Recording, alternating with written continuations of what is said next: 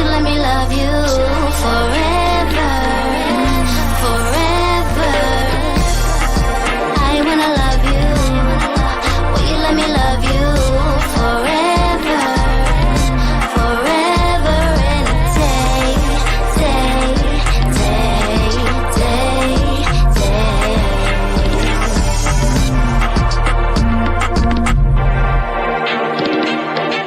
Hello, Patreon family. Happy Wednesday. Happy hump day. Happy mid-June. All the things. Happy. We're covering all things Seeking Sister Wife, Season 4, Episode 2, Little Do They Know. Little do they know. Can I tell you, I'm already hooked on this season, and I'm hooked on it because it's so problematic, and we're only in Episode 2, and I just have question after question after question after question, and yeah, I have a lot of questions, y'all. Hey, Mandy. Hey, Crystal. Hey, girls. Hey. All right, so let's just jump into it. The Merrifields. Can I just tell you that Garrett, he's in love with Roberta, period. Full stop. He doesn't give a shit about his wife that he's been with for a billion years. I don't really even think he's feeling Leah, the new girl. I think he loves Roberta, period. And he's sad that it's been so long that they've been away from each other. Like, that's his soulmate, period. That's how I feel. Like, that's where his like emotions are. That's where you see, like, instead of being like all stiff and stuff, he really comes alive. And we saw tears this episode. He needed a moment alone with his woman. Yeah, we get it. You want to be with Roberta. Roberta's your woman, period. Everything else is just extra. You want Leah and Danielle to get along so that they can be off your back. So, like, when you want alone time with Roberta, then your wife, Danielle, well, she's not his wife anymore, right? Because they got divorced because he was doing a K-1 visa. But Danielle and Leah can go off. But he's not vibing with Leah. Like, I don't see that vibe at all. And from last episode, first impressions and his body language said it all for me. Said it all for me. It's something in my eye. Anyways, let me get past that. So, Danielle, Garrett, and Leah arrive at their Airbnb, and, you know, Leah's really having some issues with Roberta. Yep, facts. That's what I just said. Leah's there to be a homegirl for Danielle. Facts. So they get to the Airbnb. And right away, you know, the other thing that I find interesting is how much Danielle is projecting her jealousy issues onto Roberta. Now, it's clear that Roberta has some issues, but let's not forget last season how jealous Danielle was, and all of a sudden she's cured because guess what? A, Roberta hasn't been around for over a year now, so she feels more secure because it's only been her husband. And B, she knows her husband. She knows how long they've been together. She knows his type. So she doesn't feel threatened by Leah because she knows that Leah is not really his type, but she also knows that she's going to have like a partner in crime and all of this. So she's not messing. She doesn't care. So all she wants to do is project how jealous Roberta is.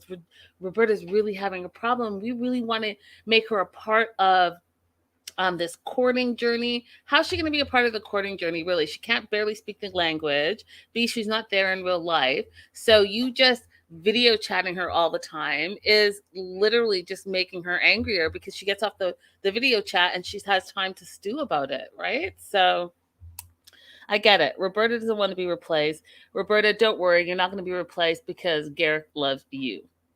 He loves you. He wants to be with you. Out of all the women, he wants to be with you.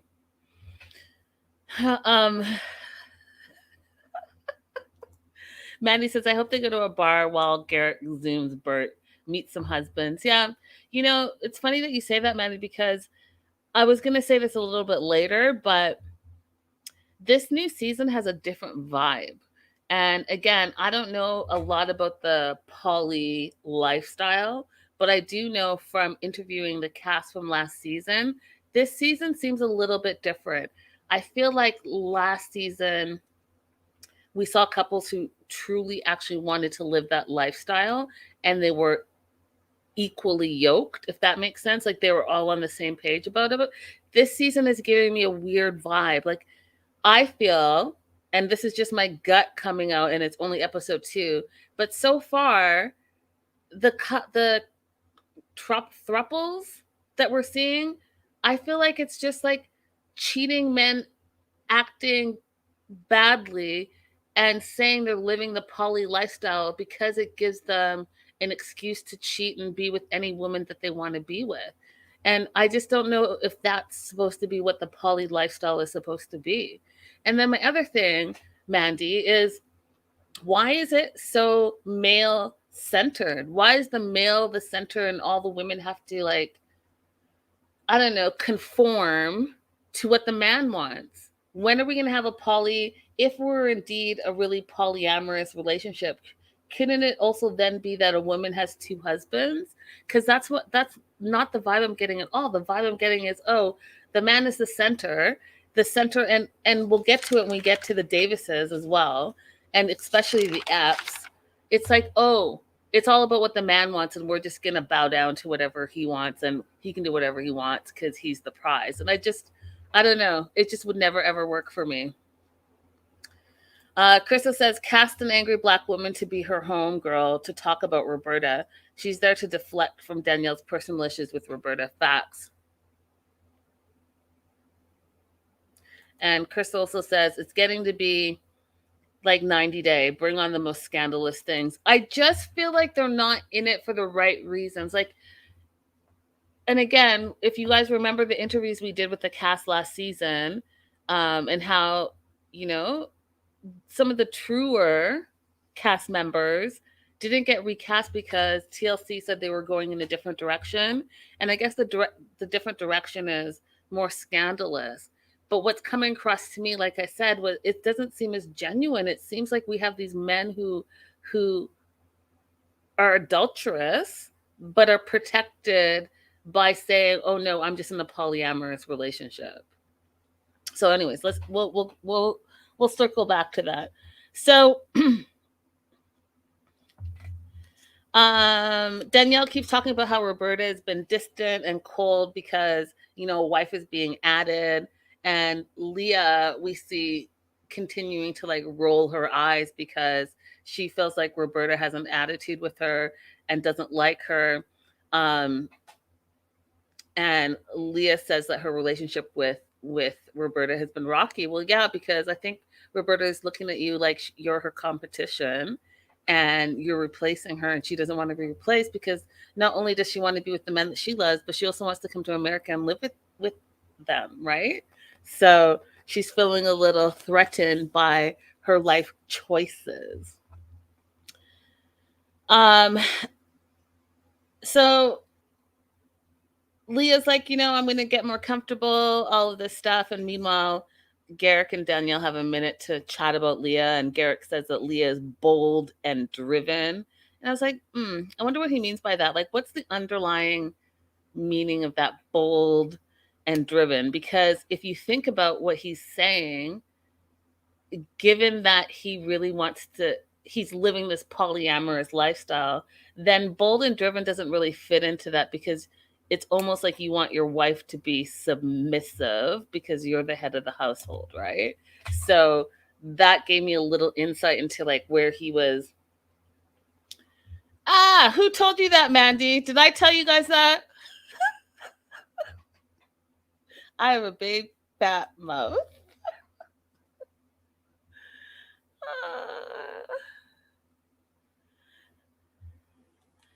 Crystal said, right? It's like tolerating a man cheating equals polygamy. That's not what it's about. Facts. Oh, yeah. Okay. I did tell us. See, sometimes I forget. I forget what I tell you guys and what I don't. Yeah. Yeah. We had, by we, I mean, I had a cast member really want to court me. But I'm not going to say because I think that I'm going to try to get him on the show, and I know that he'll do it. So, because I want to get his first impressions on this new season, because he's actually really living the polyamorous lifestyle. And he's commented on a couple of our posts on Instagram, and I think he's not feeling the season. So I really would love to get his first impressions. So I think I'm gonna wait till I'm gonna wait till I say who it is, and I'm just gonna bring him on the show. I think that's what will happen. All right. That being said,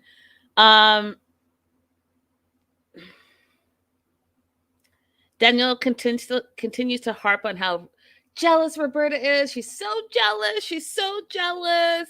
And so she's nervous about making this video call because she knows how jealous Roberta is. Danielle, stop it. Because again, we saw you last season. You're not far from being the jealous type as well. Mandy's actually a really cool person. He's a really cool person. Like I could never, because like I said to him, I don't share. Like I just couldn't be in this type of relationship. I can't wrap my mind around it. And I think that for me, I think the two people should be the prize. Like you should find your soulmate and be so happy, and that person's the prize to you, and vice versa. You should be the prize for them. And so in my mind, I can't wrap around what this power structure looks like, where the man gets to have all these wives and it's all about his needs, and rotating who he spends his time. No, can't. I just can't. I can't. I don't think it's going to be so much of a pillow talk, but that is a really great idea, Crystal. I think it's just going to be one cast member that I wanted, because this season definitely has a different flair to it and it has a different vibe. And I think I want to get a previous cast member's opinion on it. So yeah, I like that idea though. All right. So they video call Roberta, and, they stress how it's important that all the wives get along. And Danielle's having second thoughts about maybe they shouldn't have been looking for a third sister wife before Roberta was settled. And again, I don't really believe Danielle. I don't think that she really wants to wait, because I think that she too knows in her heart that Garrett really loves Roberta. And so she wants to distract his attention from just being with this woman because she doesn't want to be replaced. Like that's how I honestly feel. So again, they talk about how like Roberta's jealous of Leah, and Leah's like, "Hi, how are you, Roberta? Nice to see you." And Roberta acts like she doesn't know what was said. And so Garrett says, "Hey," she said, "nice to see you." And she's like, "Oh, I watched the whole season of you. I know your English is better than that. So stop playing. You're being bitchy because you're irritated that there's another girl there and it's not you. So let's just stop with that." So they pull out the translator app, and Roberta starts crying because it's hard for her not to be there. And of course, it's hard for her not to be there. And of course, she's feeling jealous. And of course, she's feeling insecure. And we find out that it's been some time since they've actually FaceTimed. They haven't FaceTimed since Mother's Day. So she starts crying. Garrett starts crying. And my note says it's because he loves her. He loves her. He's in love with her. He wants to be with her. And if you think about last season, how he was intimate with her and kept it from his wife, and they both lied about it. They came clean later, but they lied about it. And he, on the trip last season, spent most of his time with Roberta. So, that's who that dude wants to be with, period. So he starts crying, and he's, "I love you, sweet sunshine." And it's making everyone else, Leah and Danielle, a little bit uncomfortable. And even Leah's like, "We can read a room." And so they give him some alone time. And in that alone time, he says, "I miss you. You're so special to me." And it's sad for him because where she lives, it's poor internet connection. So they don't necessarily always get to connect and FaceTime. Yeah, facts. He doesn't engage with Leah at all. He's not courting her. Facts at all. Like we haven't seen that at all. And even when she was sitting beside this picture, when look at the body language. When she's sitting right beside him, his body is still turned into his wife, Danielle. Like, he's not feeling Leah at all. I said this last episode, and I'm saying it this episode too. He's not feeling her. It's not a connect. I think he thinks she's too tall. I think he thinks that, like he said, bold and driven. He wants someone more submissive. He wants someone to be like more, oh, Garrett, you're so amazing. You're so strong. You're so smart. Oh, baby, I love you and I miss you. And that's not Leah's vibe at all. And even with Danielle, you see that she has that in her. It's just been that they've been together longer. So it's not as necessary for him, because really he just wants to be with Roberta. So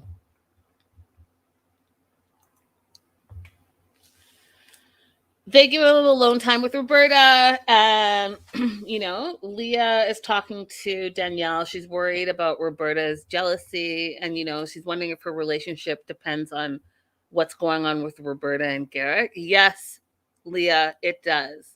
First of all, he's not trying to come for you. He's not trying to check you. He's not trying to court you. He's just having you there as a distraction for his wife, Danielle, so that when his love of his life, Roberta, comes to town, that if you two get along, then he'll just tolerate you.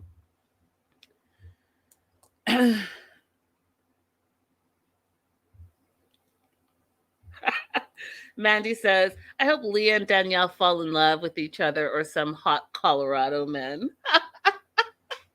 That's funny.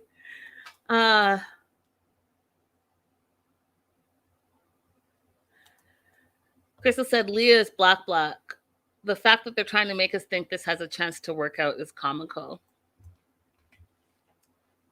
All right. The next couple that, listen, the Davises had me messed up last week, but could they outdo themselves? Yes, they could, and they did with the Epps family. The Epps family from Orlando, Florida. We've got a wife, Tyrin, Marcus, the husband, and India, the fiance. They've been living the polyamorous lifestyle for 2 years, but you guys, that's not even true. This fool right here, y'all, this fool is a serial cheater. This fool right here he was like, he must have saw Seeking Sister Wife on TV and been like, that's what I want to do. I'm going to just say, hey, listen, Tyron, I really want to have this polygamous lifestyle, and because I want to have it, it's going to make it okay, and you have to be okay with it. But cheater, pumpkin eater, this fool is a serial cheater. This fool just wants to run amok. He wants to have all the women all the time and not have any consequences for his actions. But let me not jump ahead of myself. All right. So they say, allegedly, that they've been living this lifestyle for 2 years. Crystal says, yo, the Epps are a problem. I don't think they realized that being on the show was the worst idea. Okay, so listen, you guys. Okay. They allegedly say they've been living this lifestyle for 2 years, but Mr. Marcus has been running amok his entire adult life. Okay. And just from the story he tells on how he met Tyron, you know he's suspect. So they met in college. He was sleeping with a girl that was not his girlfriend. He saw a picture of Tyron, who was good friends with the girl that he was sleeping with. And 5 months later, his words, Tyron gave him her virginity, because he goes after what he wants and he usually gets what he wants. What are the Epps? Okay, I'm glad you asked that. So the Epps, these are the Epps. This is the new throuple that we met this episode from Orlando, Florida. So Tyran is the one on the left, Marcus is in the middle, India is on the right. Tyran is the one that he's been with for 14 or 15 years. They met in college. And India, it's been just a little over a couple of years that he met when Taryn caught him cheating and didn't want to be with anymore. So she took a year away from the house. And because she took a year away from the house, he then met India and dated India, got engaged to India, while he was also secretly trying to get back with his wife and reconcile. They go to reconcile, and he says, "Oh, by the way, I have a fiance." So before I get into the story, I guess because I have this up, let's talk about what Starcasm wrote. So, Seeking Sister Wife, we've been looking into the Epps family, and Lordy Lord, there's a lot to unpack. And you guys, there's so much to unpack. In addition to Marcus's scandals since taking office as Euclid City Councilman, which includes tax problems, a house fire, and a murder at an illegal after-hours club. Yes, you heard me right. I said murder. Murder. In Cleveland, there's the fact that Market has 10, not 2, not 4, not 8. He has 10 kids and was married prior to meeting his current wife, Tyron, which you see on the left. So this fool, like I said, has been problematic, is problematic, will stay problematic. Why, you ask?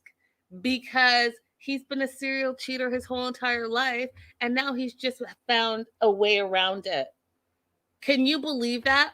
Can you believe that? Okay, so there's so much more, and I brought up the article because it's just so much to unpack. So, yes, he splits his time between Orlando and Ohio because he's an elected official in Euclid, Ohio.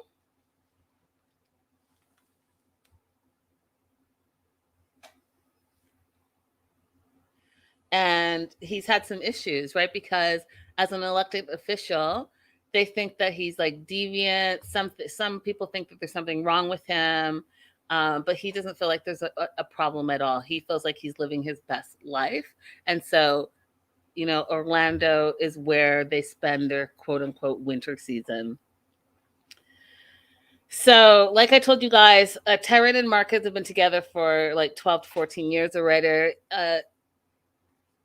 And then Tyron said that he was doing things that a married man shouldn't do because it wasn't an open relationship. They were married, right? So the two of them, the one on the left and the one in the middle, were married.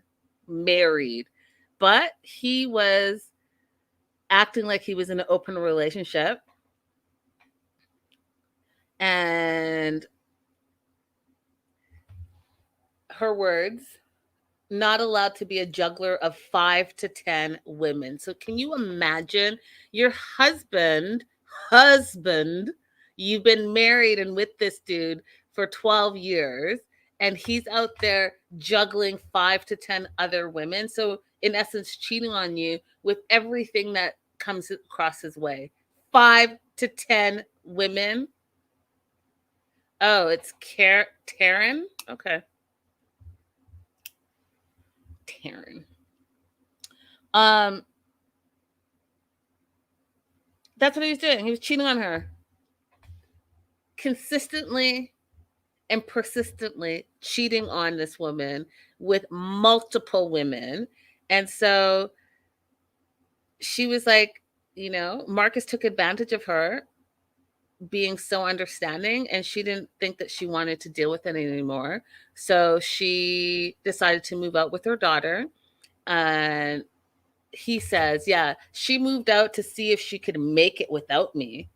Again, so why are you the prize exactly? Because you're a serial cheater. So like, I still don't really get this vibe right here. She's accepting the fact that her husband does not want to stay committed to her. And she's saying, oh, well, because I'm so understanding. And then when you think he's reconciling with you, he's bringing a whole on fiance with him. Didn't tell you. So when she moved back to the house, guys, she didn't know that he was living with his fiance. And they were a package deal, and she accepted it. I couldn't believe it. I couldn't believe it. Couldn't believe it.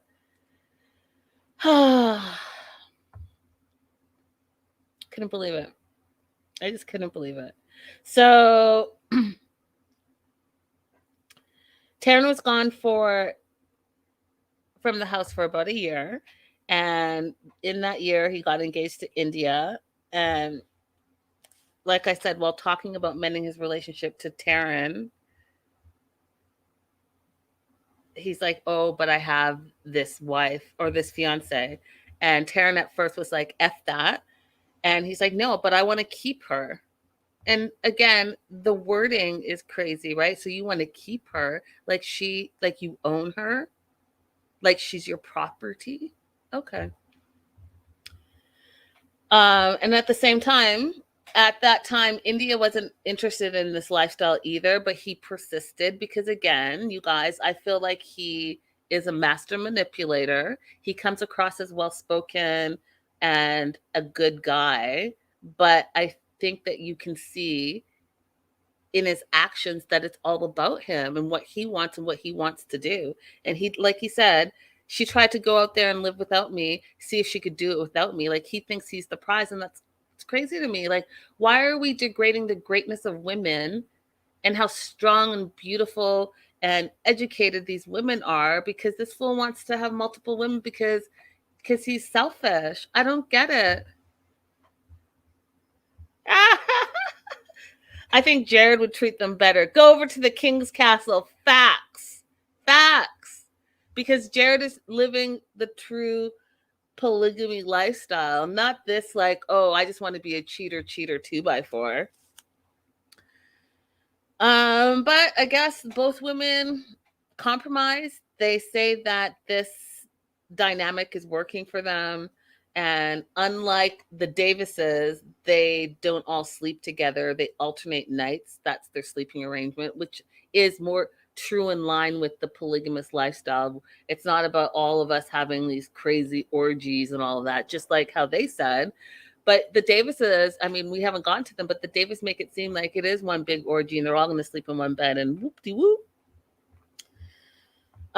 So they're adding a third, and he has a date with Bina, and he's known her for over 13 years. So if you think about that, he's known her from college days, the same time that he was with his wife, Taryn. But he's not only going to commit to dating Bina, because he's also going to be dating other people as well to see if they're a fit. Exactly. I don't understand why either. Crystal says they're lying to themselves, I think. I don't understand why. Like, I don't understand why either, you guys. I really don't. And so let's dig into the Epps family. And this article is, again, credited to Starcasm. So Seeking Sister Wife stars Marcus Epps, his wife, Taryn Lindsay, and their fiance, India Rosser, did an Instagram Live after they made their debut on Monday night's episode. The trio seemed pleased overall with how they were portrayed, but they did clarify a few things that were either misleading or just plain wrong. When Seeking Sister Wife viewers meet the Epps family, we're introduced to the three minors living in the house.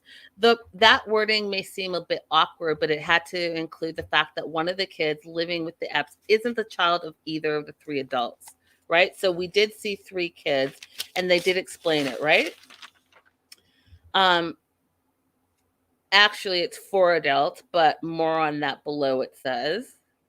Okay, the children that are blood related are 9-year-old Kylene and 15-year-old Tristan. Kylene, which was the young girl that we met, is the daughter of Marcus and Taryn. So his college sweetheart and him have a 9-year-old. Okay, that's important to remember. They have a 9-year-old. They've been together for 12 years. Tristan is Marcus's son from a previous relationship. And like I said at the top of the show, he was married prior to getting married to Taryn. And then JB is Tristan's best friend, and he's 16 and is also living in the Orlando, Florida house with the family. Now, here's the kicker. Okay. Marcus actually has 10 children. During the Epps family live stream, they're asked if they think show producers are trying to portray them in an accurate way. Are they trying to paint a different picture? Marcus responds, I don't know. So far, everything's looking pretty accurate. Marcus then reveals that there was one aspect of what viewers saw that's a bit off. Y'all know how many kids I have. I have 10 children. Marcus doesn't reveal the children's ages, but that could just be because no one asked. So why would show producers leave out that bit of info? They felt like it was too much to explain. Now, think about it. 10 kids. Okay, so I'm trying to do the math, and the math is not mathing to me. So he's 36, and he met Taryn in college. So, and they've been together for 12 years.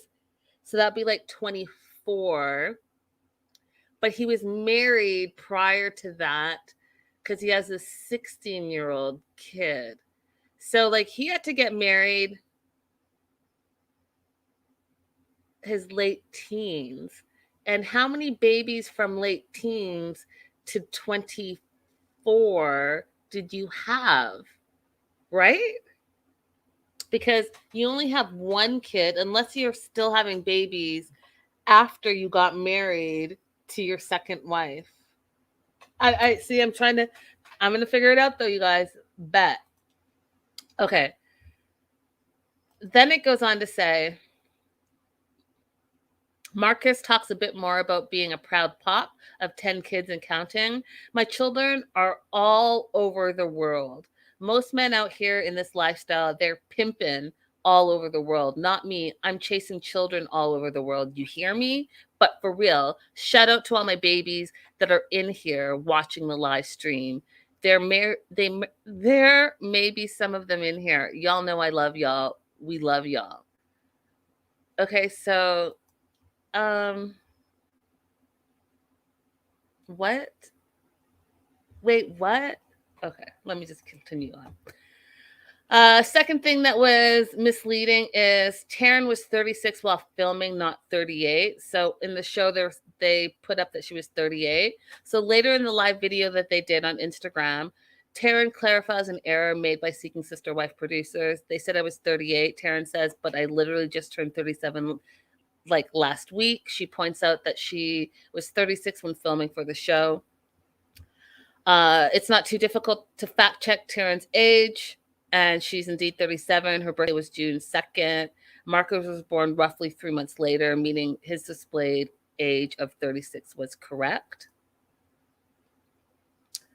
And then according to the couple's LinkedIn profiles, Taryn attended Youngstown State University from 2003 to 2007, and Marcus attended from 2004 to 2008. That seems to split the difference right down the middle. Even so, there are probably numerous scenarios in which Taryn could have technically been a junior and Marcus a freshman at a particular time. Marcus was married before Taryn. Why did Marcus start college 1 year later than Taryn? The answer to that question could be because Marcus was busy getting married. Ohio court records indicate that Marcus married another woman in December of 2003. That was the year before Marcus started college. He would have just turned 18 at the time. It's unclear when or if Marcus and his first wife got legally divorced, or if they share any children. I would assume that they split prior to Marcus having sex with a college friend of Taryn's, a relationship that he described as casual. It will be interesting to see if Marcus's first marriage comes up on the show, which I think would be interesting too. Another interesting question that remains unanswered is derived by doing simple math. Marcus and Taryn met and started dating when they were 19 or 20, which was 16 years ago. Marcus's son, Tristan, was 15 when filming. Was his mother pregnant when Marcus and Taryn started seeing each other? ? Marcus and Taryn's daughter, Kaylin, is 9. So when did Marcus have his other 8 children? Which is my question, y'all. Were they the result of him juggling 5 to 10 women while being married to Taryn? And how many mothers are there? Facts. That's my question as well. And Seeking sister wife Marcus Epps is no stranger to public controversy. He's an elected official with a political career that has been peppered with scandals, included alleged sex evasion, alleged tax evasion, a fire, and a murder at an illegal after-hours club in Cleveland. So you see, he's going to be 100% problematic. 100% problematic. Do you hear me, you guys? 100% problematic. Okay, he's just a cheater wrapped around and encased in what he's calling living a polyamorous lifestyle. And in fact, he just wants to stick his little ding-a-ling in every woman that pays him a little bit of attention, period. Mandy says, you don't have to ask who brought crabs home. It's this guy, Epps 2026.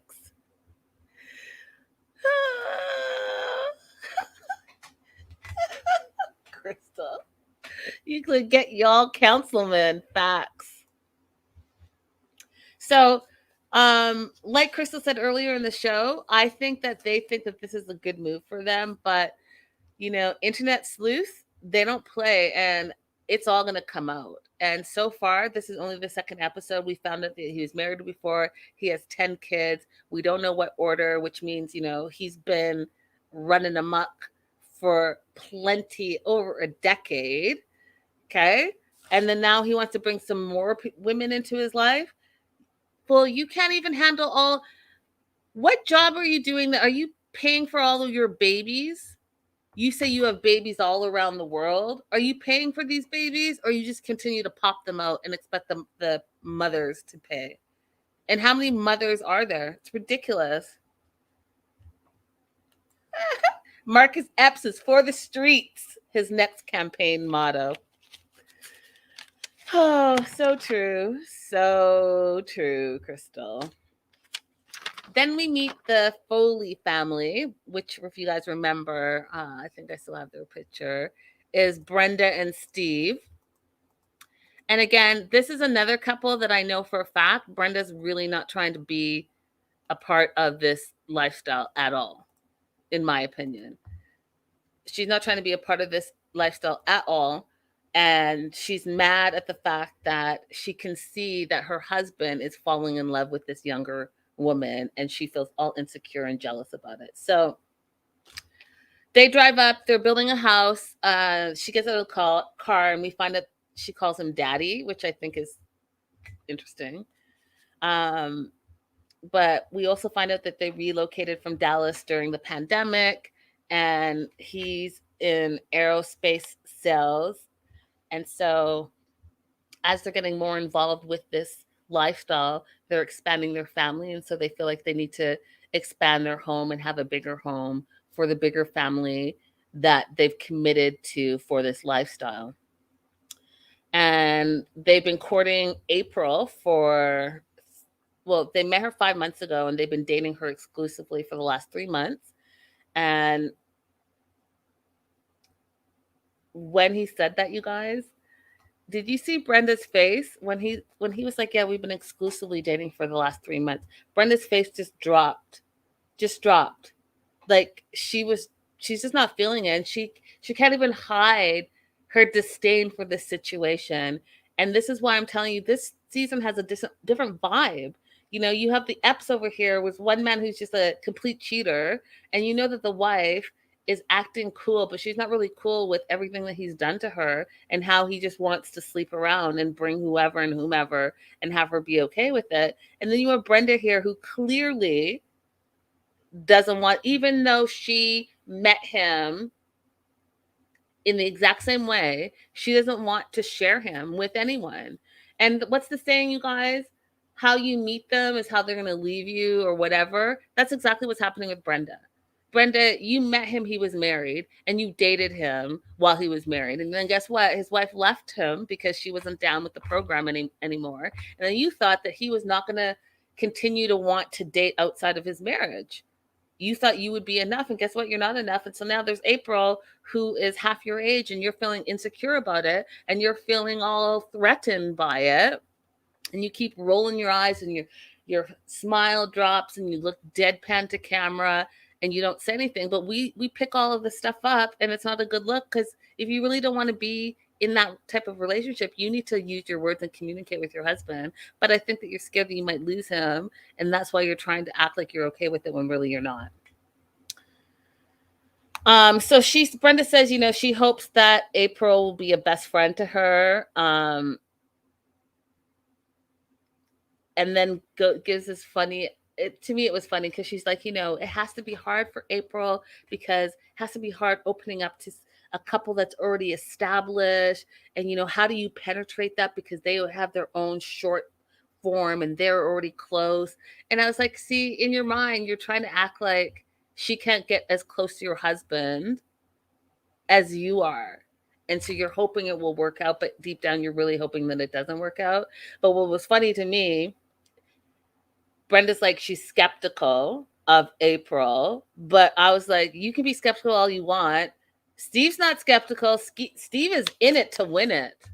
He's in it to win it. And I find out that he already slept with her, even though he talks about how intimacy is like something you have to communicate with. Anyways, I'm jumping ahead of myself. So they have date night. They're going to a winery. Steve feels like there's good chemistry between all three of them. And he especially feels like there's good chemistry between him and April.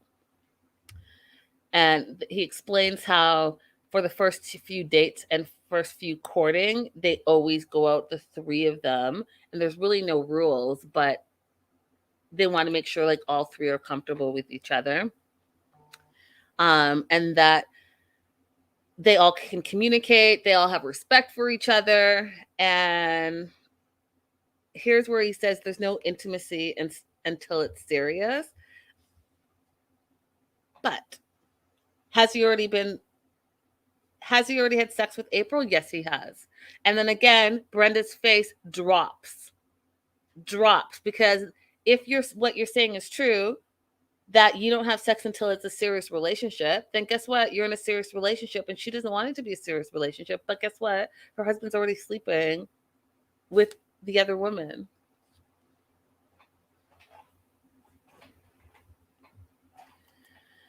Brenda probably thought life was good after his first life left. She doesn't want this lifestyle, and she's super insecure. Facts. So they're having wine, and they're giggling and being all lovey-dovey, it seemed like. And then Steve suggested go for a walk. They go for a walk. Brenda's cold, so he gives her his jacket, and she goes back inside, which gives him alone time, which he really did want with April. And as soon as they're alone, they start making out. There's all affection and rubbing on the face. And, at first April was not sure if that was okay to do, but she's come accustomed to being like, hey, we're cool. We can do this. Cool.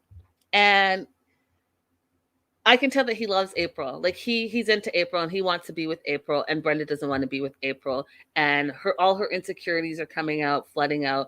And April is playing it cool because she's still laughing and smiling at Brenda. But at the minute she has a minute alone with Steve, she's 100% in it to win it. So they're going to be problematic because you can't say that you're living the lifestyle when not all of you want to live the lifestyle. And Steve doesn't care because Steve gets the best of both worlds, right? He gets whatever he wants, which he gets the women, and he can do whatever he wants. And the women have to decide whether they're comfortable with it. And clearly Brenda is not comfortable with it. And clearly she's feeling a whole type of way about it. And it's going to get messy. So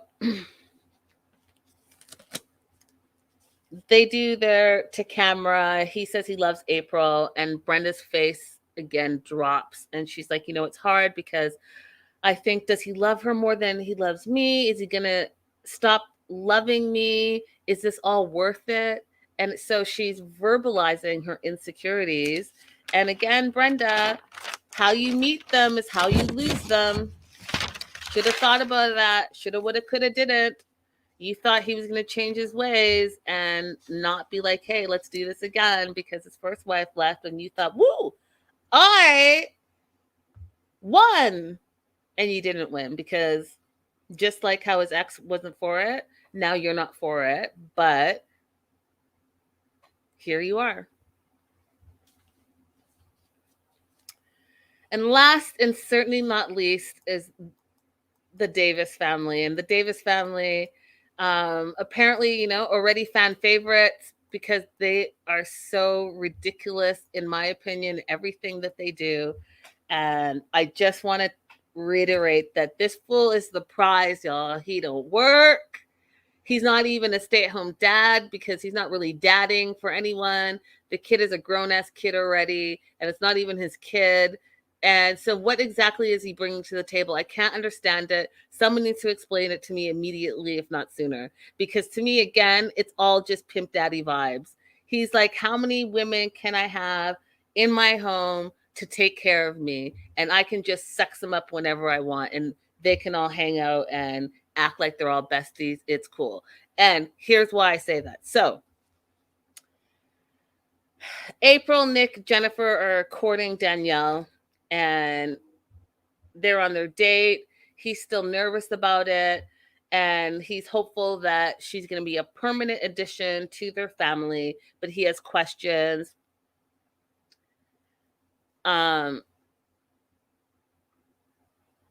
About her commitment to this lifestyle. And my question to you guys again is, why does he get multi partners and they only get one? Why? Why does he get all the partners that he wants, the Marcus guy, all the partners that he wants, and the woman is supposed to just settle for this fool here who's running amok with other women? Why? What? Like, I don't understand it.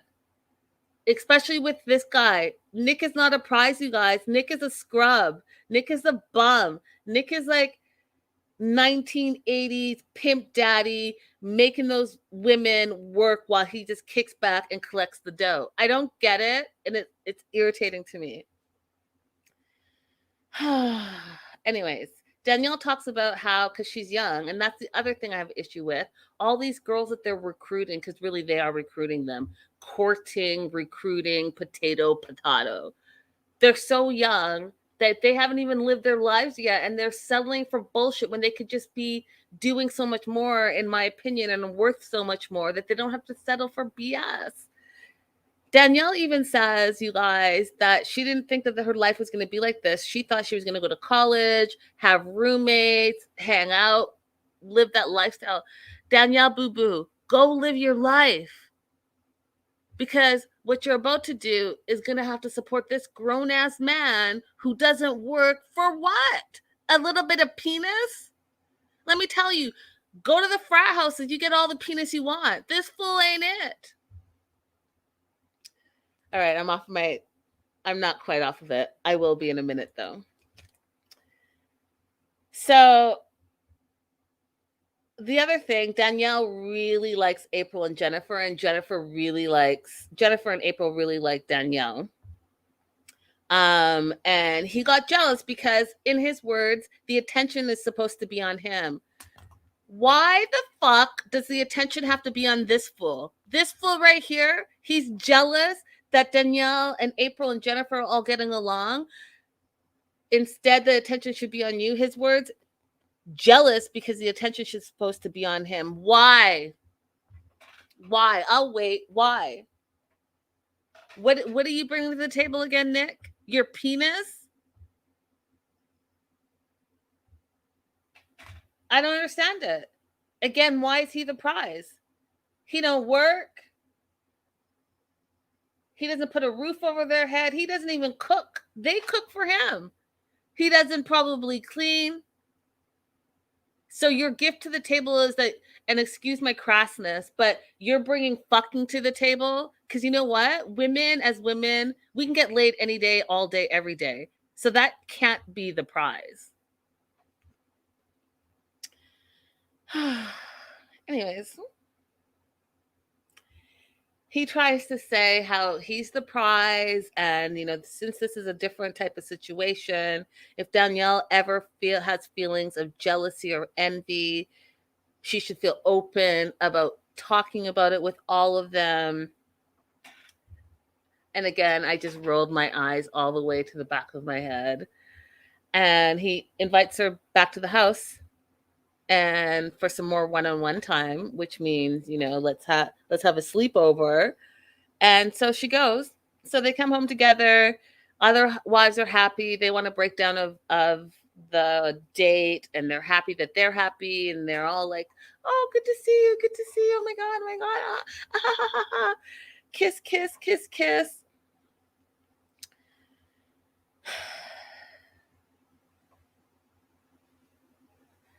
And then Nicole tells Jennifer that Danielle and Nick look cute together, which also gave me the cringe because I was like, oh, that's so, I don't know. You guys, I just don't get it. I don't get it. And so he grabs Danielle by the hand. They're off to have sex in a separate part of the house, which, they continue to say that as if they're respecting boundaries. But really, if you think about it, you're doing it in a separate part of the house so that the other people that you're supposedly involved with won't get jealous. Because can you imagine your husband, you hear him having sex with somebody else and you just have to sit there while he's having a jolly old time?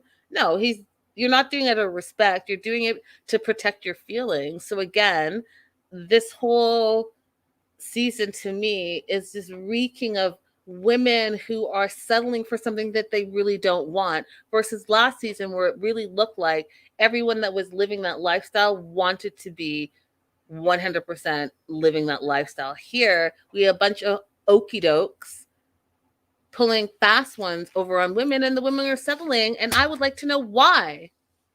Why are you settling? Why do you feel like this is what you deserve?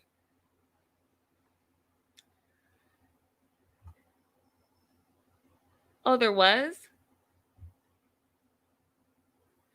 Mandy says, when he took that lady to dinner, all I could think are the wives are picking up the tab, unless number 3 already knows she's got to pick up the check. Yeah, this fool, does he have an allowance?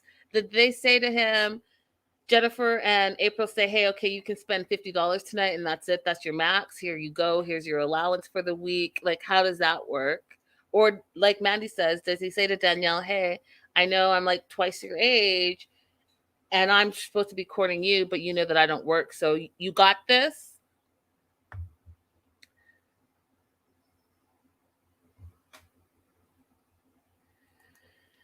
And the new lady, Danielle, was trying so hard to agree and say the right thing at dinner, just nodding and hoping he chooses her as a third.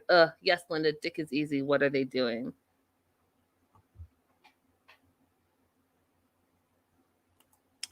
Crystal said Nick is with who will tolerate that. But I'm trying to understand why. Not just Nick. Nick, Marcus, Garrett, all of them. Like, why? Even Steve. Like, y'all are tolerating it even though you don't want to. Brenda clearly doesn't want that situation. Tyron clearly didn't want that situation. And even India said that she's not into the lifestyle, but they all settled. And then you have friggin' April and Jennifer who are like cherry picking the rotten cherries at the bottom that fall on the ground that you're like, oh, I mean, I guess.